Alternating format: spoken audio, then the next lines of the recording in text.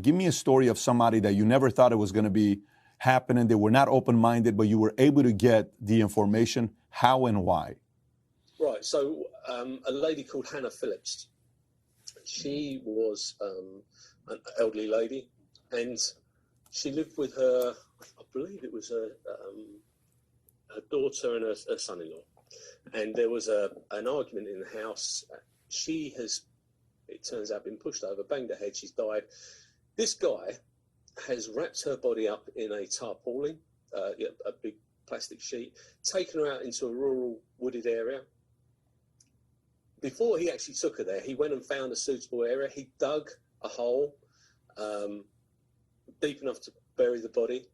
He wrapped her up in this tarpaulin, tied her up, put her in a wheelbarrow, wheeled her out to his Volvo motor car, took the body out to this wooded area and buried her. Now, there were a catalogue of lies that were told because they reported her as being missing, so on and so forth. Myself and a guy called Paul Thomas, smashing fella, we were detailed to go and arrest and interview this chap. We go and arrest him, and because he's saying nothing, I haven't done anything wrong, I haven't done anything wrong. And he was he wasn't open to it at all, you know. Oh, no. By the time we got him back into the custody suite, and he then opened up. He realised that what had gone on was wrong. He needed, his conscience started to kick in, and what he actually did was he identified where the body was buried. He took us there. He put a forensic suit on, a white forensic, top to bottom forensic suit on, a mask, the whole lot. He's handcuffed to us, and we took him out to where the body was, the deposition site, and the forensic guys recovered this lady's body, and he was subsequently convicted, as was his wife. That's, you know, that's a success, because the family would never have got the body back. Look, I would say it, wouldn't I? But it was because we were good communicators that he actually gave the body up. So from the moment of, I don't want to talk to you guys, to the moment of going to showing you where the body is, how many hours or days is that? Well, in this country, you can only keep someone for up to 36 hours, 24 hours, then a further 12 hours, and then they go into a warrant of further detention. But it wasn't a long time. It was several hours before he actually told us. He'd obviously been playing on his mind for some time. Was he emotional? Was he crying? Was he in a state of like? Yeah, he was absolutely devastated because his mother-in-law's dead and he's gone and buried her body. I mean, some people will never crack, and some people they'll tell you. But as I say, the legal system in this country, I think, is a great legal system. I think, you know, everybody's entitled to defence, all those types of things. So far one of the things that I got from what you're saying is if it's family, you negotiate with them based on conscience, because they're feeling guilty, they're regretful. That's one of the ways. Yeah, you try. I mean, sometimes you won't negotiate because they hated them so much that they're quite pleased that they've gone. But they're all tragic. There are no good outcomes to any of these, because somebody's died. At the end of the day, someone has died, and they've died at somebody else's hands. So, I mean, I've used the phrase before, a murder is a murder is a murder. It's the technique that is used in order to do that. Now, in the UK, our gun crime is far lower than the US. We haven't got right to bear arms. There's no Second Amendment. Is it Second Amendment? Yeah, you have. Second Amendment. But you guys have a lot of stabbing. You guys got a lot of stabbing. Correct. Yeah. So that is the weapon of choice at the moment, certainly within the gang culture and in some sections of society. The knife, and it could be from a modelling knife through to a Bowie knife to a machete to whatever, but that is the way. But the point I make is, fortunately, guns aren't as prevalent here.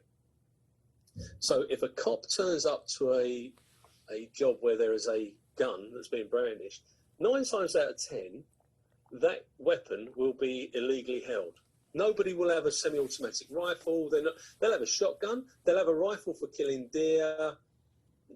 But the fact is that most people, if they present that and the armed police turn up, they've got a good chance of getting shot. Because whereas I watched a video the other day, somebody in Oklahoma running around with a what he called a pistol. It looked like a rifle, and he's doing a Second Amendment audit. And I'm thinking, come on, man, this is ridiculous. We don't have that situation here. So, you know, for murders where someone's been shot, yes, we have them where they have been shot. We have illegally held firearms, or we'll have a shotgun that's been sawn down, so it makes the barrel shorter, easier to use. What's the most disturbing case you were assigned? Most disturbing case, and maybe the most disturbing scene you've ever been a part of? I think the murder of a lady down in a place called Southend, which is down on the coast. She came over from Zimbabwe. They came over as medical refugees. Nice family. Her husband decides that he's going to have a relationship with another woman, and the wife isn't very happy with this. So they split up, but he can't cope with the separation. So he goes to the local Army Navy store, buys himself a machete, and he sits there and lovingly hones it, makes it as sharp as he possibly can. The lady takes the children to school, and as she walks away from the school, he walks up behind her and he severs her head. With one blow, takes her head off of her shoulders, with the exception of 2.5 centimetres, 1 inch of skin that's holding her head on. And I think that was quite a disturbing scene. When we got to the mortuary, because she'd been collected, taken to the mortuary, and when they were preparing for post-mortem, that was quite a disturbing sight. There are no good post-mortems. They're very interesting from a biological or medical perspective, but none of them are particularly good. And I've been to quite a few, unfortunately. What ended up happening to that fellow from Zimbabwe? He got locked up. Got locked up for life. Now, that's the difference. Here, life could be up to... Well, you can get a full life sentence. The police officer that's featuring so heavily in the media at the moment, who will remain nameless, he's just got a full life sentence, and so he should. He killed that lady, Sarah Everard, and he deserves everything that he gets. But life could go from 12 years to full life sentence. Very few people get a full life sentence. Really? No one goes to the chair here. Got it. What do you think about the chair? Do you agree with the chair, or you think it's good that you guys won't have the chair? No, I think under some circumstances, and I'll get shut down by some of my colleagues, but under some circumstances, yeah, I do. If I think that it's beyond reasonable doubt, if there's DNA, if there's never, ever any chance of it being anybody else, then do you know what? If you kill a cop in this country, then you face the consequences. That's my view. If you're a predatory paedophile and you've killed children, and we can prove that you've killed them, you're no good to humanity. So if that's brutal. I make no apologies. No, there's a lot of people that agree with you. You're not alone there. There's probably a few billion people that agree with you. It's not a very small percentage of the population that wouldn't agree with you. But let me continue on a different route. So many of these cases you've been a part of, a lot of times in movies you see the good cop, bad cop. One guy comes in, says, hey, you want a cigarette? Here's some cigarette. Another guy comes in, tell me the truth. Hey, John, get out of here. Let me talk to you about, is that just movie stuff, or did you guys use some of those? Okay, got it. I figured, yeah. A good cop, bad cop can come in many different guises, because I could be miserable anyway. I don't need to be sitting opposite a suspect to be miserable or straight-faced or what have you. They're not my friend. But my job is to get them to talk to me, okay? So I would work within the law, because the law is very clear around the way that you obtain confessions in this country. And I would deal with them in a professional way. Most murder suspects in this country will have a lawyer present. There are very few that won't have legal representation.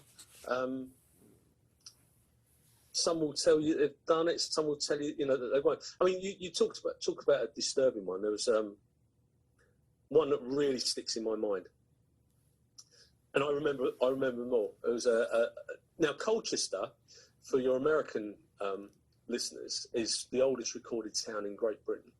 Okay, it was there for the Romans put it there, and this is a local town to us. It's a military base. It's where a parachute regiment are, and there's Roman walls, and there's Roman amphitheatres, and there's all that. It's a great place. This chap was convicted of fraud, of all things, and for which he got 7 years in prison. He went to prison, and whilst he was there, he developed a toothache. So they sent him to the local hospital in a cab. Okay, £300, $400 later, the guy still hasn't come out from his treatment. So the taxi driver, who's obviously very bright, thought, oh, this is a bit strange. He's not out. So they go and try and find him. In the meantime, he's gone from one county, which is in Kent, to Essex on a train. He's gone to his home in Colchester, where his wife was, and he stabs her to death in front of their baby children. And I say baby, they're toddlers, they're running around. And when we turned up at that scene, there were blood-stained footprints where the children had been running through their mother's blood. That is heartbreaking. That is absolutely heartbreaking. You know, what a cruel bastard.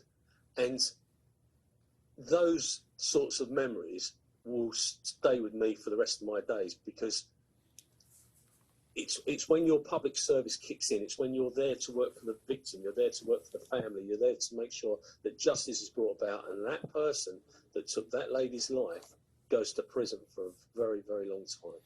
So if you like this little short clip from an interview I did, click over here to watch the entire interview. And please don't forget to subscribe to the channel. Take care, everybody. Bye-bye.